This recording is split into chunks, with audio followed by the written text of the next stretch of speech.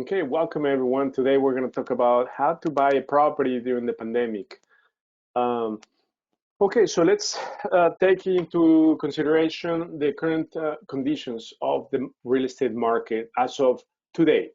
So what is it that we need to take into account before buying a property? Okay, you should think what your exit strategy is going to be. Okay, that's going to be very critical. Um, Number two, existing factors affecting the current state of the purchasing power of properties is interest rates have gone up by 1 point. It's the highest increase in the last 13 years. So why does that matter, interest rates? Because now with the increase in interest rates, buyers cannot afford the same amount of house that they used to 3 months ago, okay? They're not qualifying for what they used to qualify. Therefore, the buyer pool have shrunk, okay? So that's something to keep in mind. Supply, we still have a shortage of inventory, but how is this making a difference as to what you should focus on, okay? Number one, you need to think exit. How are you gonna exit on this property? Are you gonna wholesale? Are you gonna buy and hold? Or are you gonna flip? Okay. So now if you're thinking about flipping, what's happening with this factor of interest rates going up and property prices being very high right now? So the end result is that we're experiencing price correction of 5 to 15% depending on the neighborhood. So if you're thinking about doing flips, you have to be very conservative and account for a declining ARV in the upcoming months. We have a property, a few properties that we're listing, and that we're talking some key players that have several properties on the market. We all are dropping the price, okay?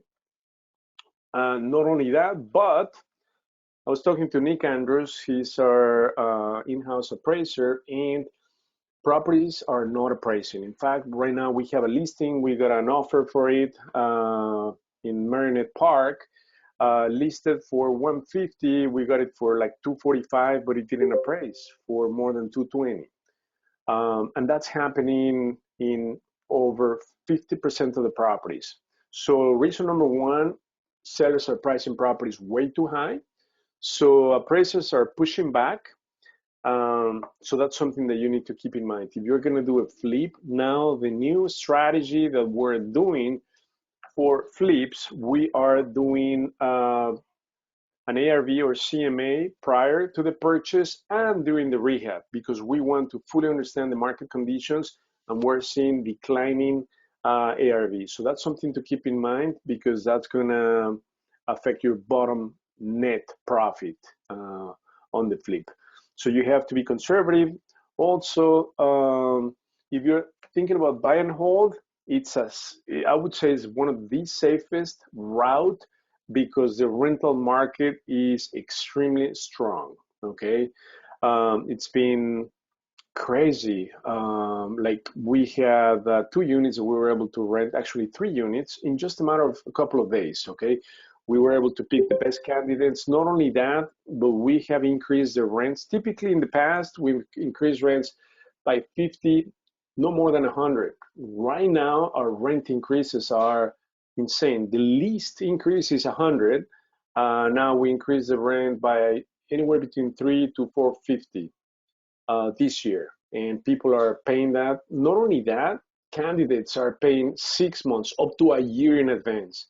We had a prospect that she was willing to pay 2 years upfront for a 1-year lease. Of course, I mean, not double the rent, but think of this as 1 year's worth of rent as security deposit. I mean, it's just insane. Rental market across most markets is very strong. Okay, so we're considering some of the flips, perhaps turning them into rentals. Okay, so something to keep in mind. The buy and hold market is one of the safest. Not only that, but it's the most forgiving offer. So in a market where the supply is short, we have a shortage of inventory. Obviously, that tends to push prices high, and there's a lot of competition. Therefore, buyers are paying more. But if you're going to buy and hold, even if you pay top dollars for a property, it's a long-term investment. So you can afford to pay more. So the formula that we use for the buy and hold is the ARV times 80% minus the rehab. Again, is the most forgiving offer. Okay, so you can afford to pay more and you're going to make up for it. Okay, something to keep in mind when buying properties, and most investors oversee, is taxes. Okay, taxes could be a deal breaker for buy and hold strategies because they're going to crush your cash flow. Areas like Park Forest, Flossmoor, Country Club Hills, South Holland, they have high taxes. Therefore, cash flow is going to get affected. Bellwood is another one, where taxes for a 3-bedroom, 2-bath go in the neighborhood of 7,000, 8,000, whereas most neighborhoods are somewhere in the 3, 4, 5, 6,000, but nothing above 8,000. So once you hit the 8,000 and up, for sure is going to tap into your cash flow. And how does that affect if you're flipping the property? If taxes are very high, properties are going to tend to sit in the market longer. Okay, people will think about properties where taxes are high. So keep that in mind when considering buying a property. And number one rule, before you dive into all these analyses, location. Okay, you've got to make sure that you understand location, meaning markets, right? You have flipping markets, rental markets that will support your exit strategy. So step number one is identify what you want to do with the property. And based on that, you should focus on flipping markets and rental markets. What does that mean? A flipping market is a market where properties are selling super fast, even though that's happening across most markets. And some markets support both rental and flipping exit strategies. So in ChicagoDealVault, we can tell you if any neighborhood is a flipping, rental, or both. So you just need to be aware of it because you want to do a flip on a flipping market, right? You don't want to do a flip in a rental market and vice versa. You've got to make sure that you are targeting the right market, okay? You also need to be aware of negative factors affecting property values near busy streets, highways, airports, train tracks, rivers, streams, which can lead into floodplains, okay? When you talk about floodplains, they are measured in a 1 to 10 scale. So anything above 8, you're going to need flood insurance. And when you need flood insurance, that's going to hurt your cash flow and your flip. Okay, nobody wants to buy a property that is in a floodplain, especially where you are required to carry flood insurance. And it doesn't mean that your property is right next to the creek. No, there are some neighborhoods like Bellwood. It's got a lot of floodplains, and you can look at the property from Google Maps, Google Earth, and you're going to be surprised because you're nowhere near a creek, yet it's in a floodplain. Why? Because of the terrain levels, and also because the village has sewage issues. So they have backup problems into the properties. So they have identified floodplain areas. You always have to check that. Again, anything over 8, 9, and 10, you've got to be super careful, okay? Because your property is going to sit longer in the market for a flip.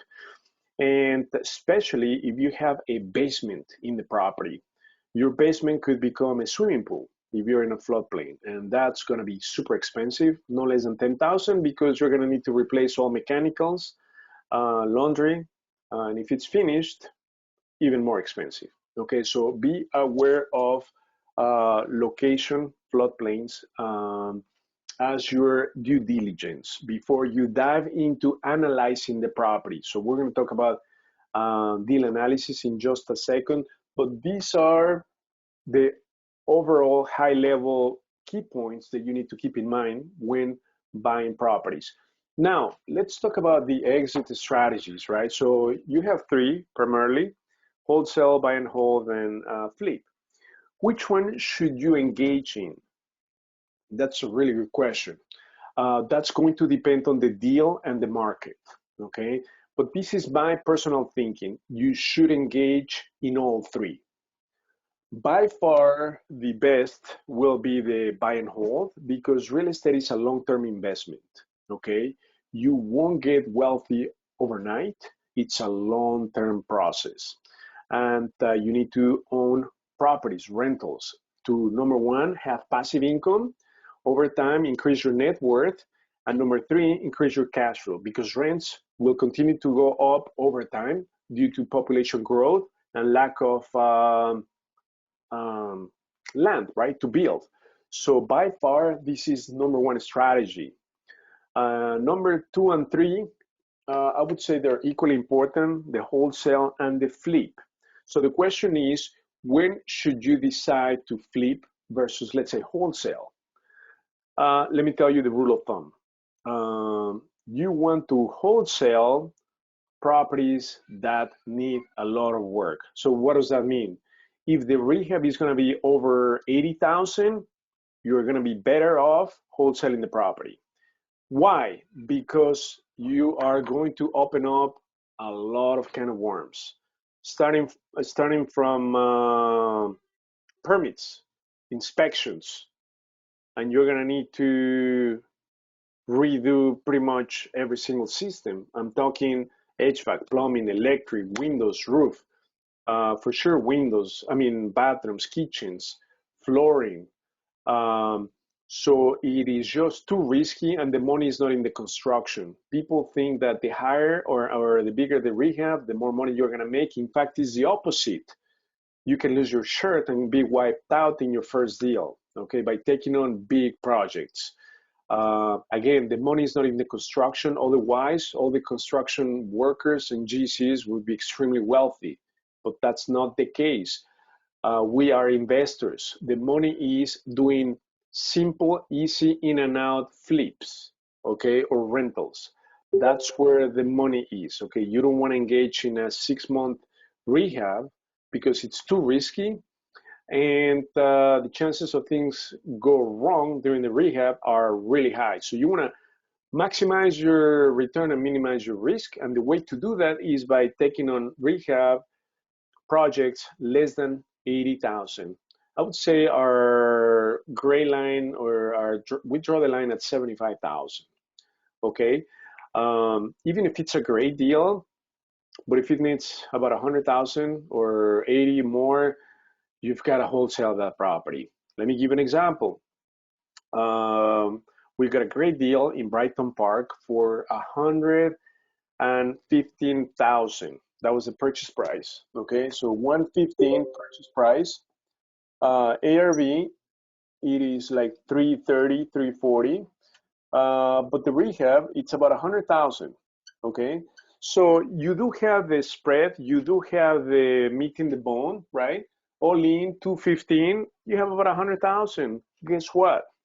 Even if we have the capital, even if we have the crews, even if we have the knowledge, even if we have the track record, even if we have the experience, we choose not to take on this flip, okay, or rental, because 100,000 rehab, it's just too risky. That's not where the money is, okay? And not only that, but please make note, if you get into the ballpark of 300 and up, okay? Once you hit 300 and up, guess what? Your buyer pool is going to be smaller and they're going to become pickier. The higher the ARV, the pickier they become. If you hit the 400,000 ARV, forget it. I mean, you've got to make sure that you do an amazing, beautiful rehab, because they're gonna find every single detail that is not properly done, okay, in the property. So that is why the combination of a high ARV and a high rehab makes the entire project too risky, okay? Not only that, but the time, right? The opportunity cost. We're gonna spend about, I would say, just in the rehab itself, if we do it fairly fast, this is gonna take us about 3 months, okay? Plus market time, you're looking at half a year at least, okay, to move this deal, instead of doing maybe 2-3 deals, okay, and make a lot more money and minimize the risk. That is why we are not flipping this property. We are wholesaling it. So in fact, I believe I signed the contract yesterday, so we have it on the contract for 152. Okay, so we have a spread of about, I don't know, about 38,000. So not only do we minimize the risk, but we maximize the return. So this is a perfect example that qualifies for a wholesale deal. Now, when you talk about wholesale, you've got to be very careful, okay? Because this is my dilemma. You don't want to give up the golden goose, okay? So if you have a golden goose, you don't wanna give it away, okay? So that's a perfect opportunity to keep it. So this is where we identify if it's a golden goose or not. Even if this looks, smells, and acts like a golden goose, it's not. Why? Because once you open up the curtains, it's gonna be a lot of work, okay, and a lot of risk. So that's how we pretty much distinguish between the golden goose and the not so golden goose, okay? So again, this does not qualify for a flip. Now, when you flip a property, what is it that you need to take into account? It's gonna be very simple. You need to make sure that you make at least 20% return on the flip. Otherwise, you should not do it. Make sure you write this down. What does that mean? Let's assume that we were to flip this property where the ARV is 330. So what's 30% of the sale price of 330? So 20% of 330 is 66,000. Okay, so if you're not gonna make 66,000 on the flip, forget it. You shouldn't, it's not worth it. Okay, so again, 20% return. And let me tell you, this is a mistake that I see left and right when people compute the profit. Okay, this is how some investors that are beginning to get into real estate compute their profit. They say, okay, so in this case, I'm gonna sell it for 330 minus my rehab of 100,000. So, and I have 230 minus my purchase price of 115. I have 115. So my profit is gonna be 115. Wrong, okay? So what they're forgetting is the cost of money, right? So this money that you're borrowing to buy the property, whether it's your cash or somebody else's money, you've got to pay interest on it. So how much is that going to cost? The cost of money. If you need 215, okay, to purchase and rehab, it's 1% a month. So 215, you're looking at $2,000 per month, just the cost of money. Okay, so imagine if you do this project in six months, 6 months times 2,000, that's 12,000. That's just the cost of money. Okay, so here you're gonna knock off 12 to 15,000. So now you are at 100,000.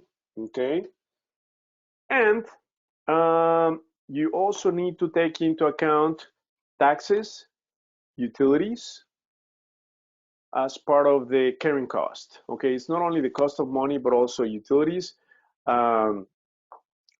taxes, and insurance. Okay, so this number will go down by 10 to 15%. And on top of it, you also have closing expenses, right?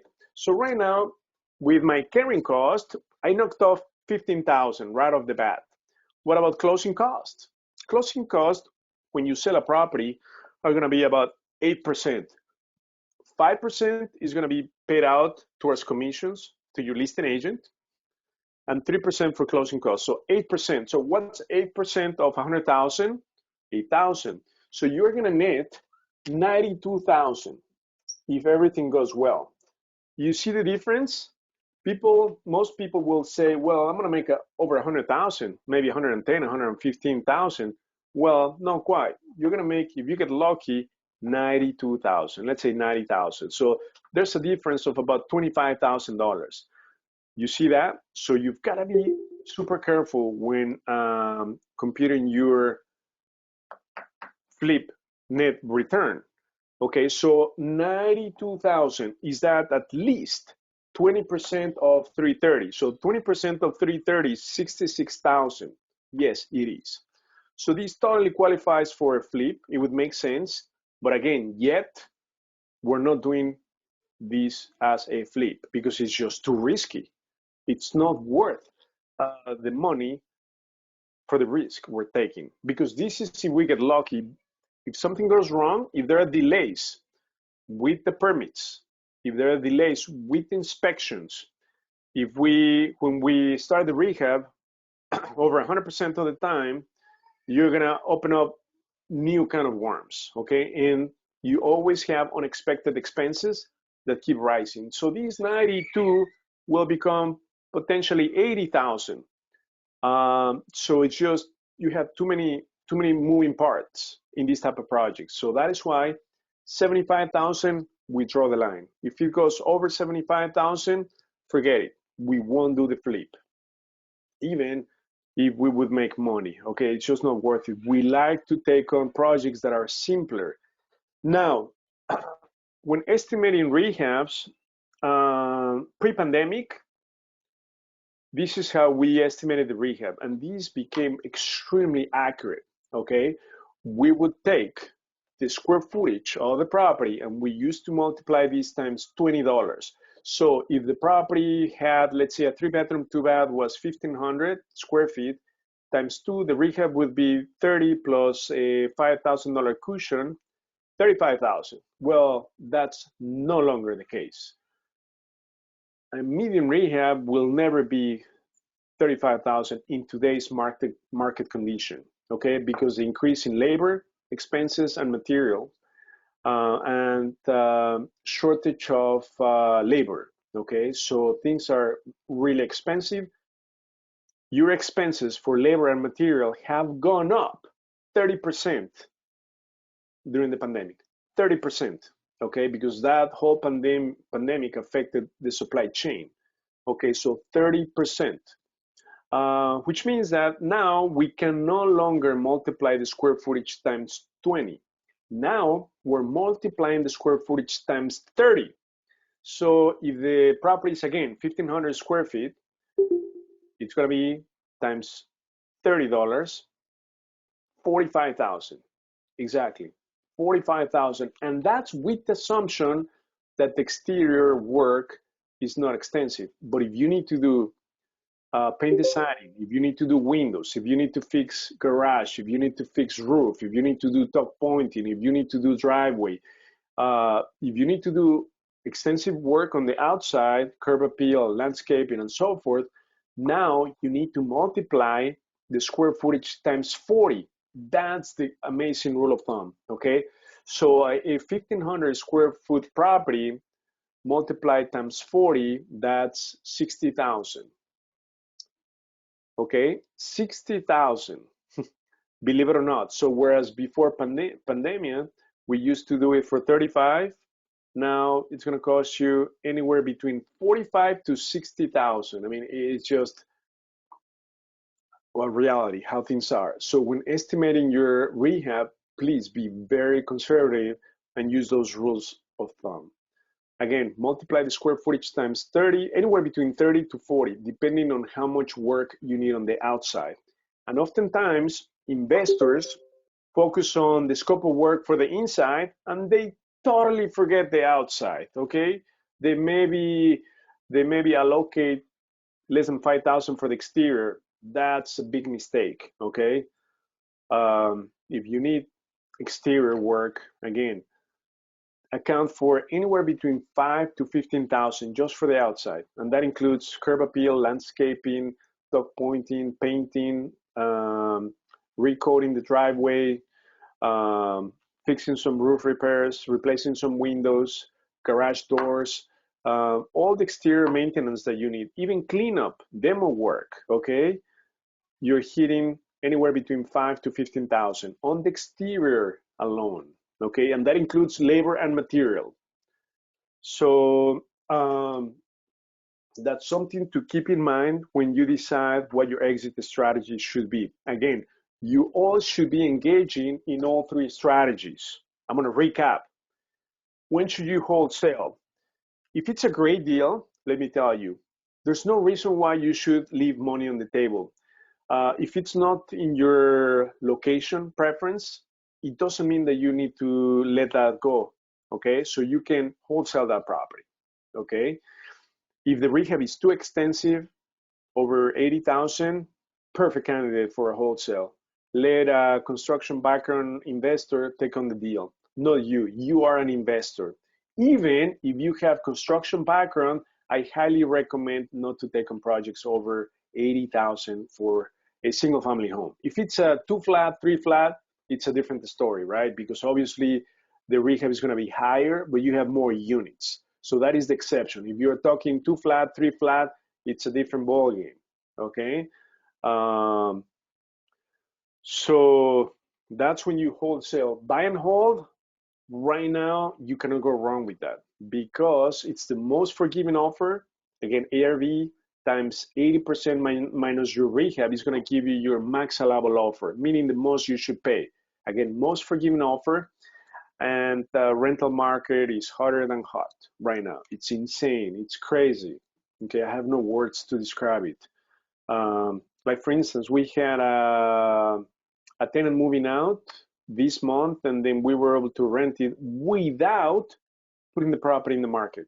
Once we put it on the market, we put it on Zillow and the MLS. Oh my goodness, I'm not kidding you. For the unit in Elgin, we got about 117 inquiries. We got over 15 applications. It was just crazy. And that's how most of the markets are. And especially with the migration from the city towards the suburbs. So right now, the best place to invest is in the suburbs because in Chicago, the landlord-tenant ordinance favors 100% tenants. So you've got to be super, super careful, especially when dealing with security deposits, okay? Most landlords in the city have opted to do non-refundable moving fees just to stay away from the security deposit regulations. Okay, moving fees is just another workaround. Okay, flip. When will you flip? Flip. You're gonna flip a property. Why should you do flips? Because it's when you get a big paycheck. Okay. And that's when you capitalize yourself. Because if you do rentals, you've got to have a cushion, right? Because sometimes you're going to have unexpected expenses. You've got to have a cushion. So you need to get a big paycheck. How? Through wholesales or flips.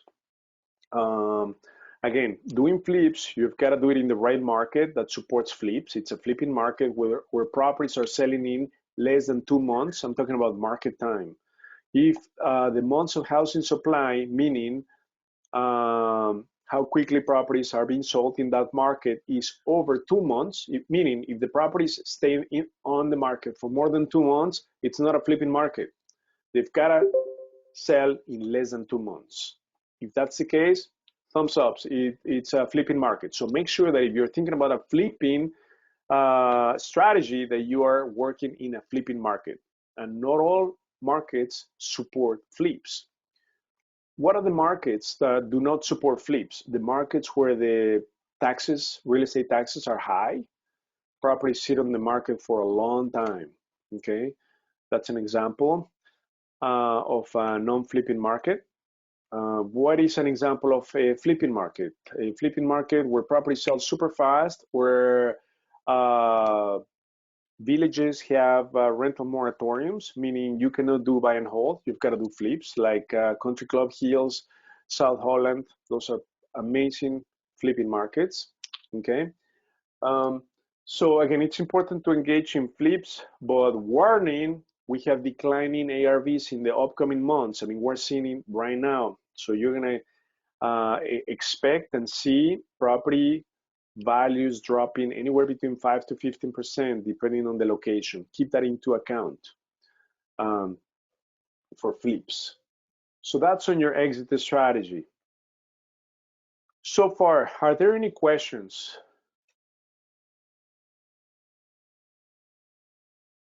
on what we covered so far? I do have a question.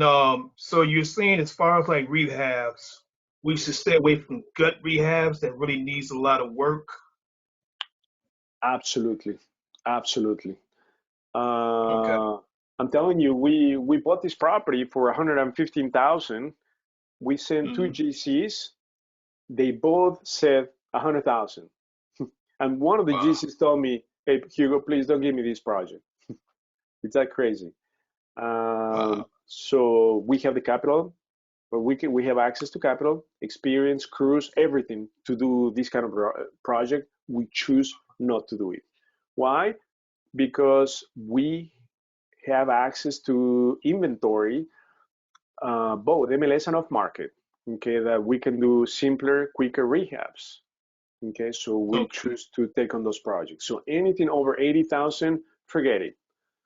Like today, this morning, I was talking to one of our deal makers, and he was telling me, "Okay, Hugo, I can get this property for 190. The rehab is going to be 90, so all in 280, and the property is worth maybe 340, 350."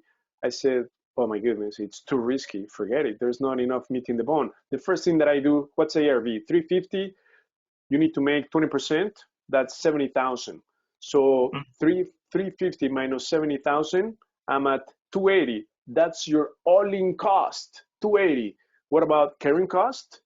What about utilities? What about taxes? What about the interest on the money?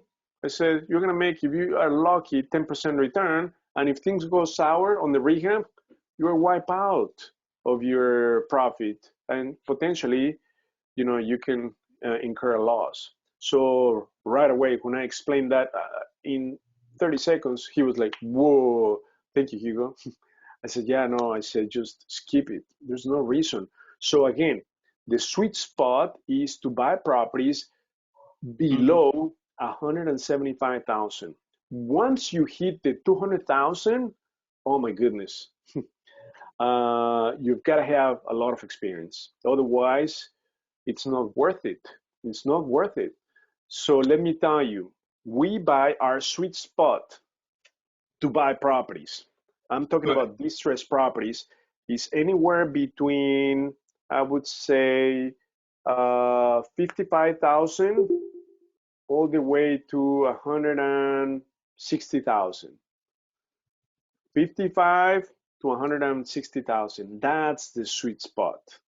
So let me tell you, the 55, 60, 70,000 dollar properties, we're buying these in C neighborhoods, C plus neighborhoods.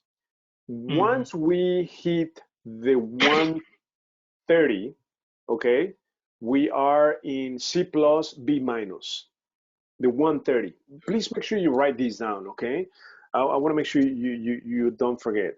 Again, 55 to, I would say, 80,000. You're in the C minus, perhaps borderline with the C plus. Between 90 to 130, you are in the C minus, C plus, B minus.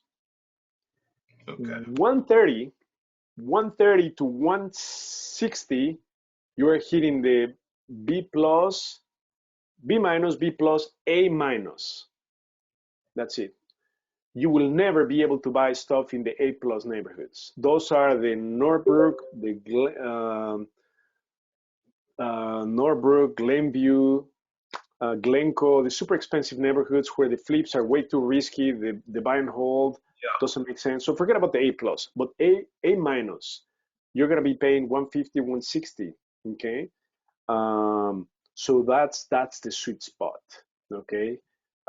Anytime that you start paying over 200,000, guess what? Those properties better appraise for close to 400.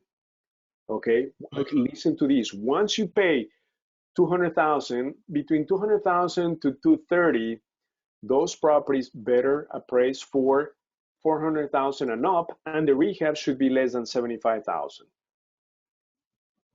Okay, again. In fact, like right now, we got a property on the contract in Western Springs in DuPage County. It's an A minus, A plus neighborhood. We have it on the contract for 210. The rehab is going to be about 75,000. So all in, we're at 285, but the property will appraise for a little bit over 400,000. So we have enough meat in the bone, and we're gonna need to close on that property next week. Okay. So, but even though, right, we have again access to capital, experience, track record, crews, we were sort of hesitant, right? Once we get in over the 200 price range, because the risk is higher. So, but if there's enough meat in the bone and it's a great neighborhood, we'll take it. Again, we also bought a property in Morton Grove. Morton Grove, it's an A plus neighborhood, amazing schools. It's very close to the old Orchard Mall. We bought it for 220, and we sold it for 285, but we put in 35,000 into the property. So the profit was really not 20%. However, we made an exception because the owner had a heart condition. They needed to move out and sell the property. We knew, since we know the numbers, that we needed to pay no more than 180, 185 for that property. But he said, Hugo, I've got to sell it in a month. Otherwise, you know, my risk is my health is at risk. So we said, we're not going to make the 20%, but it's not all about money, right? If we can make a difference in somebody's life, we'll make up for it in other deals. So we ended up overpaying for that property. We made a little bit of money. I would say maybe 10 to 15,000 at the most. But still, we helped somebody. So that was very gratifying, more than the profit we could have made. But again, once you go over the $200,000 range, my goodness, you double your risk. So you better make sure that you are in an A neighborhood. When you pay over 200,000, B plus, A minus neighborhood. Okay, your rehab should be less than 75, and your ARV should be way up there in the mid 300s, upper 300s. Okay. Okay. I do have another question. Let's say, for instance, say if you wanted a house for yourself, say if you want to buy a house, or get a house, or invest in a house for yourself. Yes. Do you just do the same thing? You just go by the same process, you know? You know, that's an amazing question. That's an amazing question. Okay, so I have mixed feelings about that, but I'm just gonna tell you how we've done it. Okay. So since we obviously understand the market, the numbers, now the property where we live, it's an REO, and we pay 50 cents on the dollar. So we have obviously a lot of equity, but we do this because now we have experience, we have access to the inventory, right? But when it's your own home, the numbers don't need to make sense, to tell you the truth. Okay, the numbers technically they don't need to make sense. And the reason why, everything has a reason, right, is because we're being backed up by over close to 40 rentals, right? So the numbers do not need to make sense at the same time, we don't like to have a high standard of living. So we are modest, okay? But the numbers don't necessarily need to make sense for your own home. Okay. But it's just a personal preference. Some people, they want to make sure that everything makes sense. And I agree, right? Because your home today could become your rental in the future, right? Or could become your flip in the near future, because every people's life change every 7 to 8 years. So your life is going to change. Mine will change too. You might become an empty nester, right? And all of a sudden, you're going to need to sell it or rent it. So when the numbers didn't make sense, now you're in trouble, because guess what? It's not going to cash flow and you cannot flip it. So you're sort of in trouble. So now what I suggest, knowing what I know today, is that even if it's your home, be conservative and try to make sure that if you're not able to flip it, at least you're going to cash flow if you rent it, okay? Because the buy and hold strategy is the most forgiving one, meaning that you can afford to pay a little bit more, okay? So that's my suggestion to you guys. I cannot tell you what to do, but my suggestion, if it's even your own home, at least make sure that you have the buy and hold exit strategy working for you. Meaning that is the rent for that property is going to pay for the mortgage. Because if you decide to, let's say, go to Europe, you're going to rent the property. Make sure that the tenant is going to pay for principal, interest, tax, insurance, and all utilities, right? So you don't have to pay any money out of pocket, else you're losing money. So make sure that at least it will cash flow, okay? You might not be able to make a profit when you sell it, but it's okay. Make sure that it cash flows. That's the only condition, okay? Let me give you another example. Like, for instance, my mom's place where she lives, it's a 2-bedroom, 1-bath. This was pre-pandemic. We spent $50,000 on the rehab, okay? More than a 3-bedroom, 2-bath house that we could have flipped, okay? But all the bells and whistles, right? The numbers didn't need to make sense. Why? It's my mom. So I want her to have whatever she wants in her place. So that's an example where, you know, the numbers may not make any sense. But again, you are mixing feelings now, emotions in that transaction. So, but yeah, that's the reason.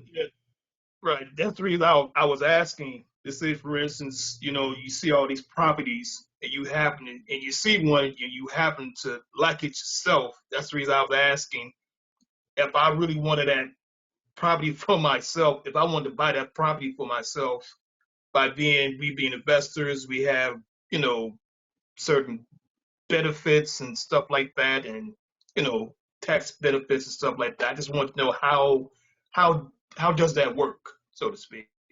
absolutely, absolutely. Like, for instance, in my case, you know, I really like Evanston today. In fact, I took my kids to Evanston. I like to be by the you know, by the lake. I just love Evanston, and we used to live there. We used to rent. I also like Deerfield, for instance.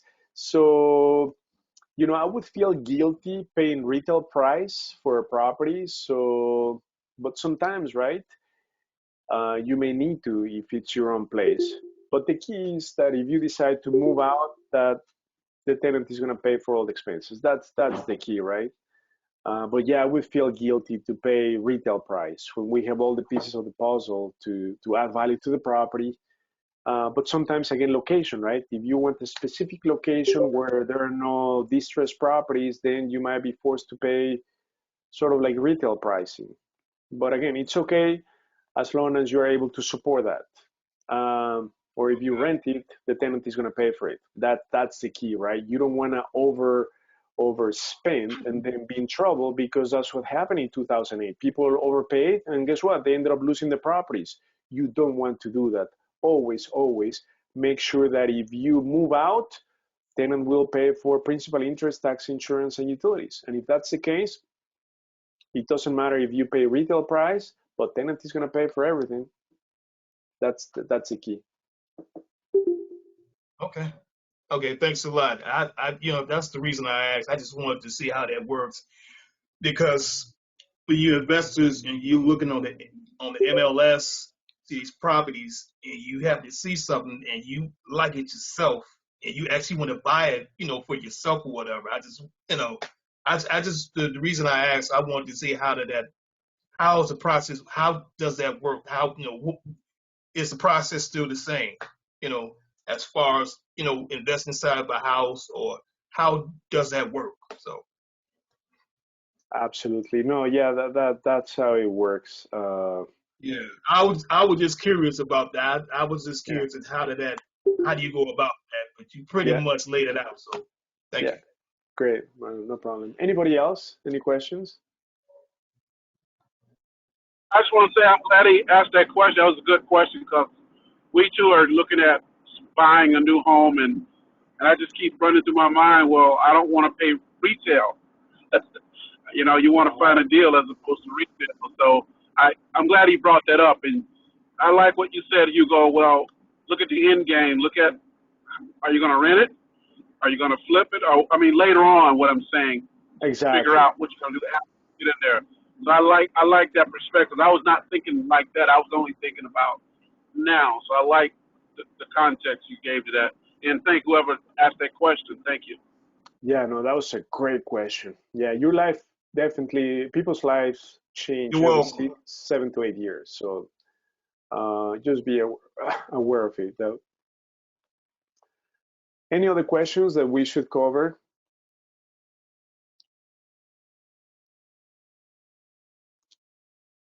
Okay, so now I would like to give you just a quick checklist. And we're going to distribute these probably by tomorrow as to what you should do, right? We cover the basics, the overall uh, concepts. Now let's go a little bit more detail as to what are the next steps, right? In buying a house, you've got to have a checklist, okay? It's not like things are going to happen automatically for you. No, you've got to make them happen. So I'm going to tell you in a more detail as to what the next steps are, step by step, when buying a home, either for yourself or as an investor. So number one, once you figure this out, your exit strategy, you will now get into the details. Okay, so once the location and the exit strategy is defined, now you need to do deal analysis, right? So for deal analysis, you need to know the ARV, after repair value. Make sure that you pull comps for comparable properties that sold in the last 6 months. Okay, that's number one, the after repair value. Number two, we talked about the rehab. Make sure that you assess the rehab carefully, multiply the square footage times either 30 or 40, depending on the exterior work. And then you need to compute your max allowable offer, the most you should pay for the property. The rule of thumb that we use, even if it's going to be a rental, we want to make sure that we can flip it, because if we change our minds, we want to be able to make money on a flip, even though it was meant for a rental. So we always like to pay the flip price. In this seller's market, we use the following formula: ARV times 75% minus ARV. That gives you the most you should pay for the property, or the max allowable offer. Why do you multiply times 75? What happens to the other 25? 20% is your, remember, profit on the flip, the 20%, and your other 5% is for your cost of money carrying cost. Okay, so again, ARV times 75% minus the rehab gives you the most you should pay for the property. So that's number one. Once you have the most you should pay on the property, now you can make offers and don't go beyond that number. It is super important. It's like playing blackjack, right? You know when to double hit, when to hold. It's the same thing with real estate. It's a numbers game. Don't go beyond your max allowable offer. So let's assume that you made an offer and got it on the contract at or below your max allowable offer. So now what's next? Okay, once you have a property on the contract, you need to specify the terms in the offer. So that's going to be the closing date. Make sure that you give yourself plenty of time. Give yourself at least 4 to 6 weeks, even though you could close sooner using a hard money lender or a private money lender. Give yourself as much time as possible in case delays occur. Delays happen with the appraisal or with the title commitment. Those are the two pieces of delay. Account for them. The other thing that you need to take into account, earnest money. How much earnest money should you put in your offer? No more than 3%. If you are buying a property for 100,000, offer 3,000. Okay. Of course, there are going to be exceptions to the rule. If you are in a multiple offer situation, find out from the listing agent or the seller what they're looking for. Okay. And lastly, purchase price is the most important. Don't go beyond your max allowable offer. Now, when making offers, I'm going to tell you how we do it that is being very successful. You never want to make an offer in writing before getting a verbal acceptance from either the seller or the listing agent, because 100% of the time your number is going to be wrong, your terms are going to be off, 100% guaranteed. Why? Either you offer too much or too little, you close too soon or too late, your earnest money is too low or too high, right? So the way we do it is we build rapport with the listing agent or the seller. We understand what they need, what they're looking for, price-wise, time frame, when they want to close, earnest money. Once we get a verbal acceptance from the seller or listing agent, we put it in writing to formalize the deal. That's how we ink the deal, right? Once we have a verbal offer. Because if you make an offer, you're going to be going back and forth, wasting days, and somebody is going to go underneath and get it on the contract, right? By doing what I just told you. So make sure that you negotiate verbally before writing an offer. So once you get the offer accepted, you have technically 24 to 48 hours to render the earnest money. Now, if you are an investor making multiple offers, can you have earnest money laying around? No, of course not, right? So the way we do it is we get it on the contract today. Technically, you have 5 business days for inspection and attorney review. So if we get it on the contract today, by tomorrow, we're going to have a GC on site and an inspector on site, especially if it's going to be a flip. We always do an inspection on the property. It's a safety net. Also, because when we sell it at retail price, guess what? The buyer will bring an inspector. So we want to anticipate and be proactive as far as fixing little minor things or anticipating big ticket items, right? So you always want to do an inspection by a professional licensed inspector. It's going to be $400. It's going to be the best money you ever spent, sort of like an insurance policy. So again, if the next day, let's say by tomorrow, everything looks good from the GC and the inspector, they give you the green light, then at that point you can render the earnest money. Okay. Now, when once that happens, the next contingency. Oh, by the way, talking about contingencies, in this seller's market, many investors waive the attorney review inspection period, the 5 days that I'm talking about. You never, ever want to waive that, no matter how desperate you are for the deal, because you are shooting yourself in the foot. You can lose your earnest money, you can buy a piece of junk, so you never, ever want to waive the attorney review inspection period. So once you pass that, then you have another mortgage contingency inspection, unless you're paying cash for the property. Okay, so during that process, you are just working with the lender to go through the underwriting process. So they're going to order an appraisal. Hopefully the property is going to appraise okay. On the appraisal, you want to see 2 values, the as-is value and the after repair value.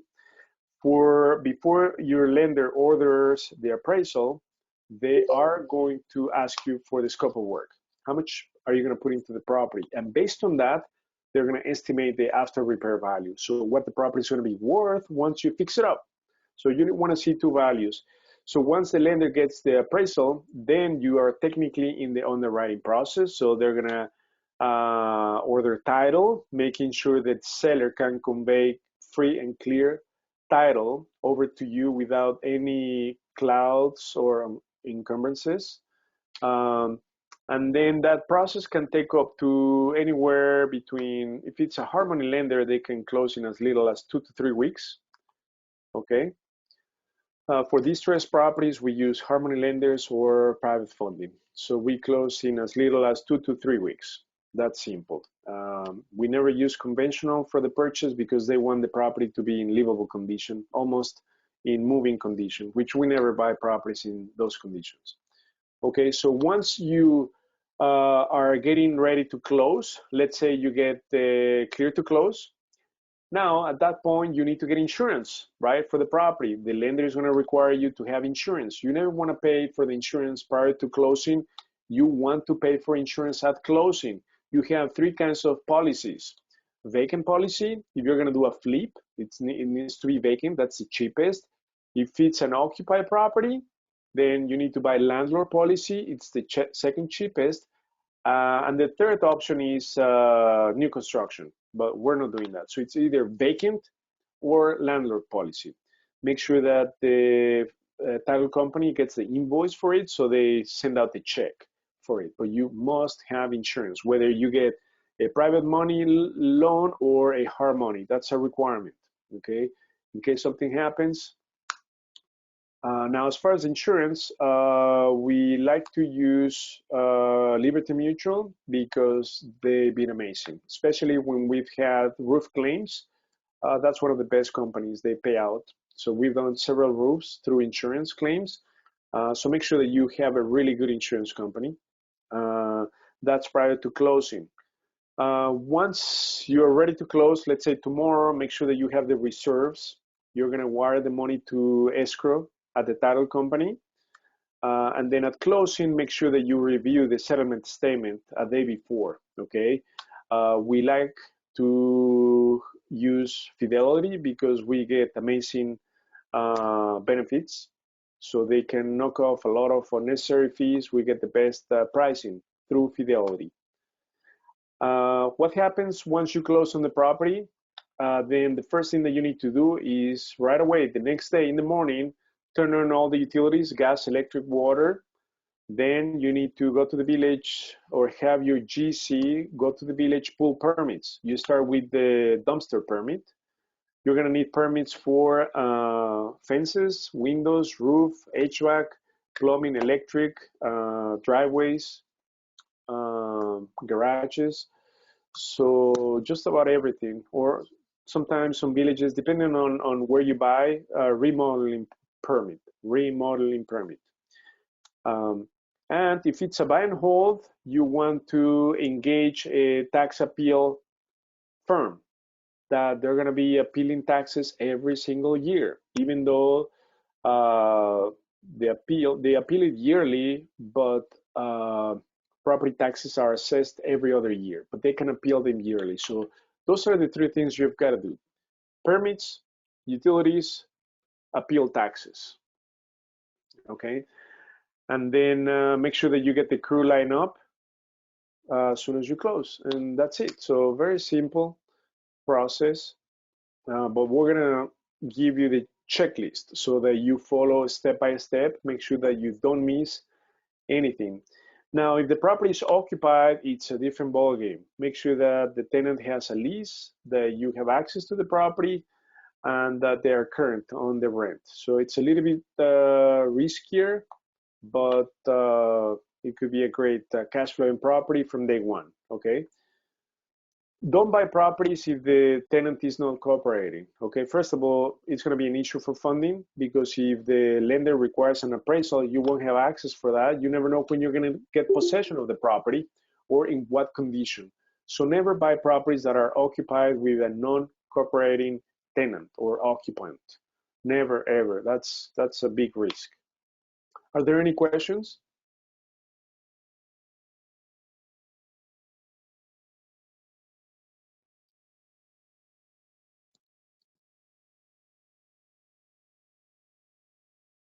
Anyone?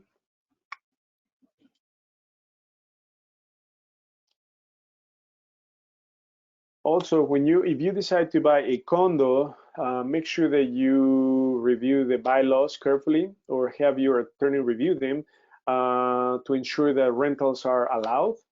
And some associations are going through the process of deconversion, meaning from condos to like rentals.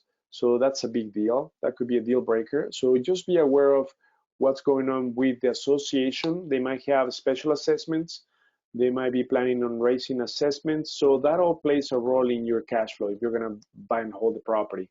And be aware that the bylaws, association can change them anytime. So if today your condo townhome allows rentals, tomorrow they may not, which means that you either have a relative or you sell the property. So just be aware of that. Buying attached properties, meaning condos, duplexes, or townhomes, are riskier. Well, I have a quick question. For the closing costs, did you say that was 3% of the closing costs, like typically? For the buyer, yes, 3%. For the seller is 3 plus the 5% for the listing agent, 8. On the buyer side is 3, on the seller is 8, yes. And that's 3% of the purchase price, correct? Correct. So on a $100,000 property, expect to pay $3,000 just in closing expenses.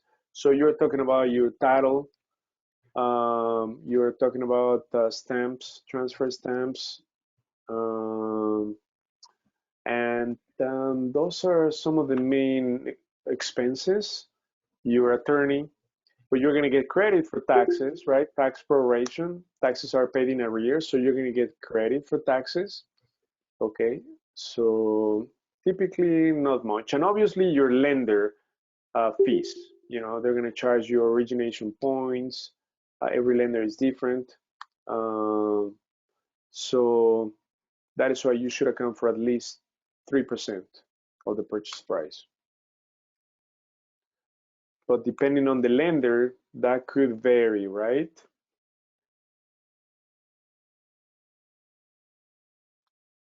Thank you. So when you buy a property, you're going to need at least anywhere between 15 to 30, 40,000 to close on the property. That's going to be depending on your lender's terms. But if you're using a private money lender, you're pretty much borrowing the entire amount for the purchase and the rehab, so you have zero money out of pocket. So the question is, should you use private funding or hard money lenders? I would say a combination of the two is good, because private money lenders will not support your growth. Sometimes they have money available, sometimes they don't. However, hard money lenders have tons of money, so they'll support your growth. And it's cheaper money, but they have a lot more requirements.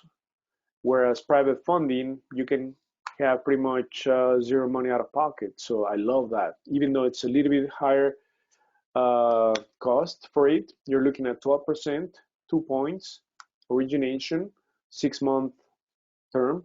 Whereas hard money lenders, anywhere between 8 to 10%, depending on your experience, anywhere between 1.5 up to 4 points I've seen. And again, it's a 6 to 12-month term.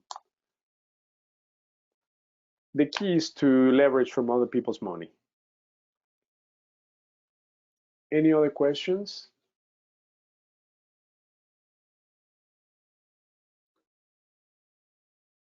Question, just comments. It's funny, the things that you've talked about are things that we've, I think, all experienced over the last year of different issues. You reminded me of the tenant that not cooperating, because you had a condo where I think you end up having a tenant rent the place. Remember that? Can you kind of elaborate on that one with the tenant when you got a condo and they don't want to leave?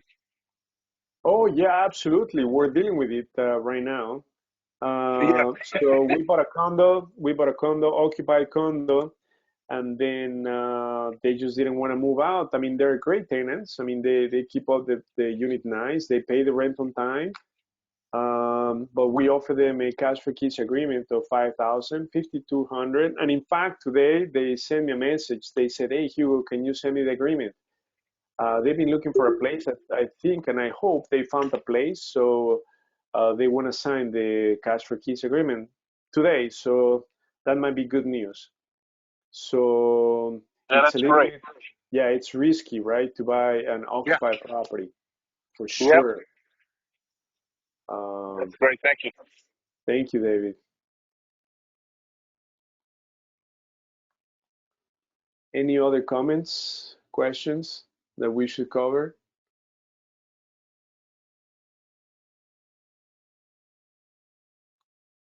I had a quick question. Yes.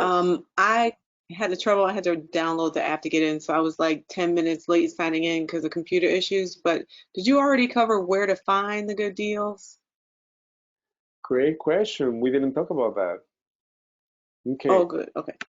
Okay, perfect. So let's cover that.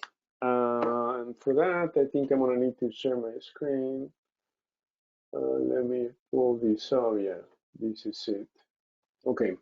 So where do you find great deals? The best deals will not come on the market. I mean, they will not even be off market at all. So the best deals, they're gonna sort of like fall in your lap. Well, does that happen often? Of course not, right? It rarely happens. But let me tell you, in the last 2 years, that's been my job to build relationships with the key players that buy tons of inventory from judicial auctions. Okay, so we've been getting a lot of off-market inventory. In fact, Friday I met with one of our partners. We got 4 properties off-market on Friday. And maybe 3 weeks ago, from our partner Jacob, he's our REO partner. We got a phone call, and that was about the Brighton Park property. He said, "Hey Hugo, I've got a great deal. You have to close on it in 3 days, cash, but it's at 115. It's worth over 300,000." And then we bought another property in Dalton. We paid cash for that. We paid 55. And the listing agent said, "By the way, Hugo, would you be interested in a portfolio of 21 properties in South Holland?" So then we had access to 21 properties. And then from one of our key partner lender, we got access to an off-market list of 84 properties. We could pick and choose the ones we wanted. So we've been very fortunate, but again, the top and best deals never make it to the MLS. You'll never see them. They come through relationships, and that's what I've been doing. So now my commitment to the new group that I created, it's called the Deal Makers. I bring all these deals to them. Okay, we have a first-hand look at those, and we pick and choose. What we don't like, we wholesale. It's that simple. Top deals that have a big spread don't ever make it out. So we keep those in-house, and that's how it happens in everything, right? So, but they're off-market. Now, the second lead pipe, so off-market, I'm talking about REOs, meaning bank-owned properties. You have pre-foreclosures, you have probates, right? So like, for instance, David, who is on the line, he's focusing on off-market, pre-foreclosures, probates. He's gotten amazing deals, but he's doing marketing campaigns for them, cold calling, mailing, marketing pieces. So that's another way to get these great off-market deals on the contract. Okay, so that's the second best lead pipe when you do what David is doing, marketing to distressed owners. That we have that information in ChicagoDealVault. We build that software, and we have those lead pipes: pre-foreclosures, upcoming auctions, bank-owned properties, probates. So properties that are technically not for sale, owned by distressed owners that are distressed financially or emotionally. So we have access to those, but you do need to do marketing for them. So that's the second best lead pipe. The third best lead pipe, believe it or not, is MLS. I would say 50% of our inventory, 50 to 60 from of our inventory came from the MLS. So let me share my screen, but before I do that, I'm going to tell you what we do. So we scan. I'm a managing broker, So we have brokers underneath. We have brokers who all they do is scan the MLS. So we set up searches in all 7 counties. We scan every potential deal. When we flag a potential deal, we do the ARV, we estimate the rehab, and we know the most we should pay for it. So we check our max allowable offer compared to the asking price. If they're close, we engage in building rapport with the listing agent. So let me just share my screen. So here, this is where we flag potential deals. And this is happening on a daily basis, okay? So like today is the 11th. So today we flagged a deal in South Holland. So the asking price is 99. Our max allowable offer is 92. So there's a difference of about 7,500, okay? So that could potentially be negotiated. So the ARV on this property is 183. The rehab estimate is 45,000, okay? So let me show you the listing. And this just came off the oven today. So this is in South Holland. Again, South Holland, keep in mind, they have a rental moratorium, so you cannot do buy and hold. South Holland, you've got to do a flip. But let me show you the pictures of this property in South Holland. This is for sale for 99,000 MLS. So the outside looks okay, and the inside, I would say, looks pretty good, right? This looks pretty good. So this is not a gut rehab. This is a medium rehab. In fact, I like this property, guys. Yeah, I like this property. Look at the bathroom. The basement. Look at this. I see water in the basement. So this is where the issue is, okay, in the basement. So there's a big puddle in the basement. Okay, so this has some foundation issues. Look at this, there's mold on the wall. So here the expense and the risk is in the basement. Look at this, it's all wet. But this is just to give an example, right? How we flag deals. This is 99, but the ARV on this property, it's a 3-bedroom, 1-bath, so it's good. It's been on the market 1 day, 288 views. So we just need to figure out what the issue with the basement is on this transaction. Okay, so you see how many deals we're flagging from the MLS. The ones in blue are the ones that we got on the contract recently, but we're sourcing so many deals, even from the MLS, that are potential great deals. Okay, so that's the best third lead pipe that we have available. So when that happens, we have in-house brokers. They call the listing agent, and we are on it. So this is where we're getting our inventory, and that is why we created the deal makers group. So let me just quickly tell you what that is. In the last 3.5 years, we acquired over 40 rentals, and we've done a handful of flips. So my objective is for everyone to replicate the same success. So we build the deal makers. What's the deal makers? We have about 65, 70 people in it.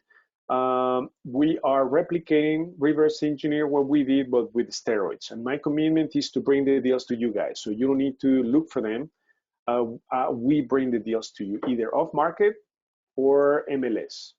Like today, last week, we got an inventory of 12 properties in Dalton primarily. Okay, so today we saw 3 of them. So we bring the deals to the deal makers. I help line up funding either through hard money or private funding, and then we facilitate partnerships between the deal makers. So that's how we help them acquire properties. And now working together as a team, doing JVs among the deal makers has been incredible because it's really hard for somebody to have all the pieces. You need a deal, you need credit, you need money, you need experience, and you need time. For somebody to have all the pieces is really hard. Even if we may have all the pieces, we choose to partner up with other people. Like that, we can do multiple deals at the same time. We have 3 properties for sale right now. We're gonna have 4 more coming down the pipe in the next 2 weeks. That is thanks to doing JVs with other deal makers. So it's been working amazing. In the last 4 months, we've done 39 transactions, 15 wholesale deals. So it's been extremely powerful. Russell Walker happens to be one of the best wholesalers in the Chicagoland area, and he's part of our group. So we get a first-hand look at all his wholesale deals. Like today, I got one from him that we can buy for 100,000, and it's worth close to 200,000, and we need to put in maybe 35, 40,000. So it meets our criteria, right? It's perfect for a rental at 2 flat. So like that, deals are coming often, if not daily. So this is where we get our deals and how we put everything together, right? So we have access to great lenders, capital partners, and some of the deal makers are our capital partners. So that's where we get the deals, and this is where the deals come from. But again, the best come through relationships, the second best through marketing to off-market lead pipes, and the third best through MLS. Does that answer your question, Keisha?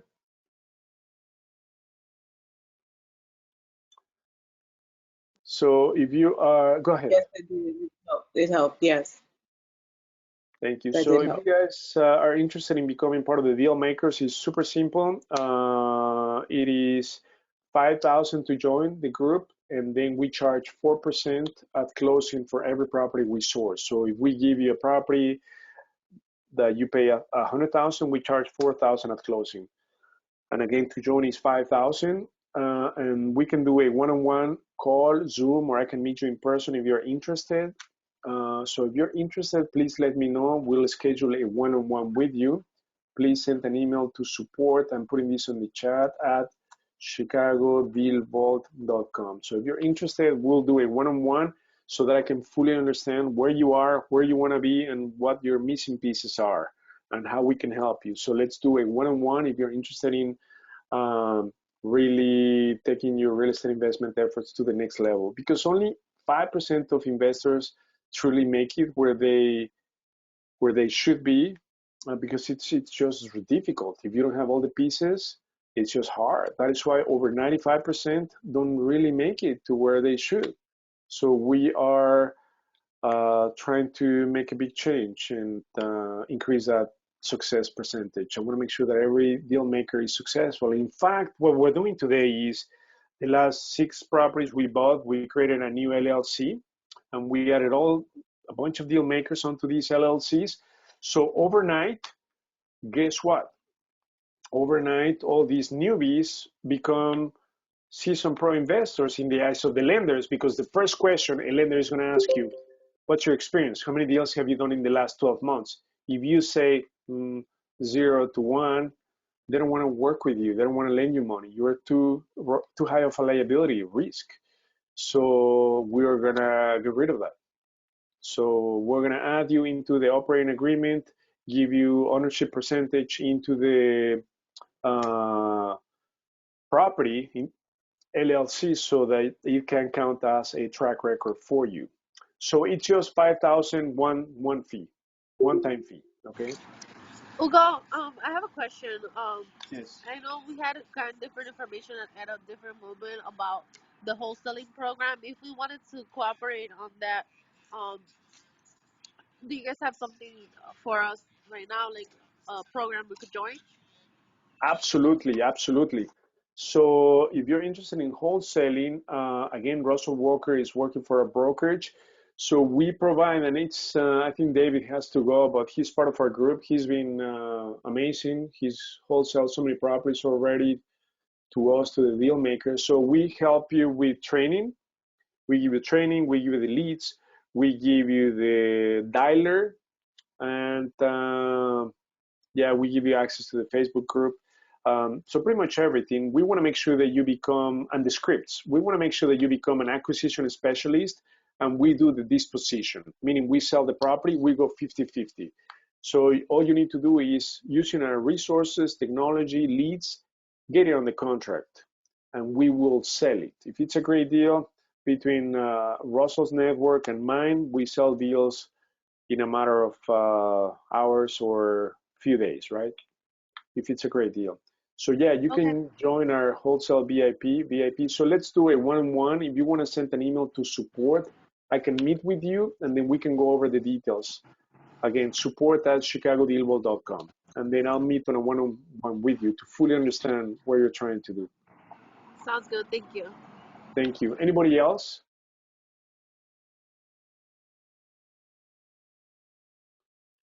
Margaret, Gustavo, Gary, Bassem. Any other questions?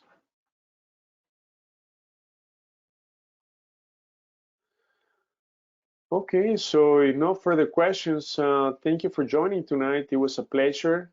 So again, schedule a one-on-one with me, and I would love to understand where you are and how we can help you.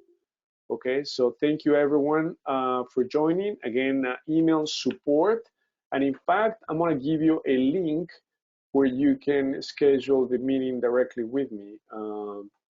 I don't have it, so please email support and they'll schedule. So thank you everyone for joining. Have a wonderful evening. Thank you. Thank you everyone.